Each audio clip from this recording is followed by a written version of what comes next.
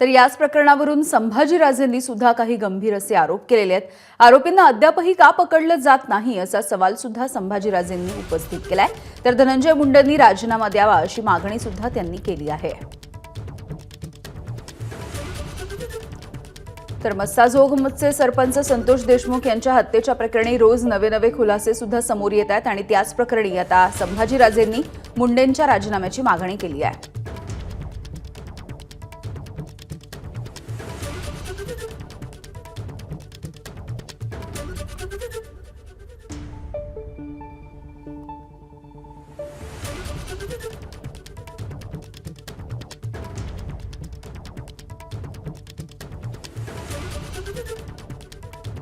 तर धनंजय मुंडे यांनी राजीनामा द्यावा अशी मागणी केली जाते।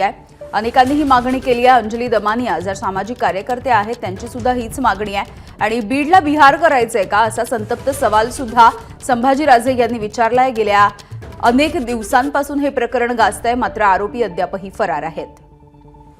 संभाजीराजे पोहोचलेत बीडला जाण्यासाठी आपल्यासोबत। संभाजीराजे 19वा दिवस आहे, मात्र आरोपी अजून अटक नाहीत आणि आज मोर्चा काढला जातोय, काय प्रतिक्रिया आहे? अत्यंत दुर्दैव आहे। आज 19 दिवस झाले तो वाल्मिक कराड हा मुख्य आरोपी, त्याच्यावर खंडणीचे गुन्हे मोका लावतो म्हटले मुख्यमंत्री। पुढं काय केलं? तो बिंदास कुठं कुठे फिरतो, कुठं कुठं ते त्या इंस्टाग्रामवर फोटोज टाकतो, तरी आपण काही करू शकत नाही। आणि मुख्यमंत्री सुद्धा हुशार आहेत।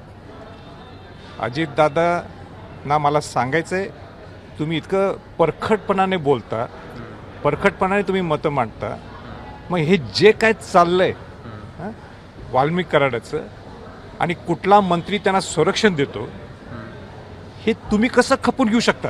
हा माझा अजितदादांना सुद्धा हा सवाल आहे।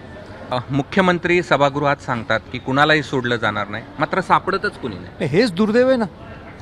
तुमच्यात मुख्यमंत्र्यांच्याकडे जे काही कौशल्य असेल, एवढ्या बहुसंख्य लोकांनी तुमच्यावर विश्वास दाखवलेला आहे, आता ही वेळ आलेली आहे की तुमच्यात जे काही कौशल्य असेल, या संतोष देशमुखांच्या सगळ्या घरातल्या मंडळींना न्याय मिळवून देण्याची जबाबदारी त्यांची तर आहेच आणि सरकारमधले जे कोण लोक असतील त्यांची जबाबदारी आहे। अजून एवढं मोठं ग्रह खातं जे महाराष्ट्रातलं, जे देशात सगळीकडं नावाजलं जातं, त्यांना का नाही सापडत? कोण आहे यामागे? नाही, अहो हुडकून काढायचं म्हटलं 2 मिनिटं लागतात, पकडायचं असलं तर 5 मिनिटात सुद्धा पकडून ह्या माणसाला हजर करू शकतो। पकडायचं नाहीये? मला सांगा, त्यांचे खास संबंध कोणाचे आहेत?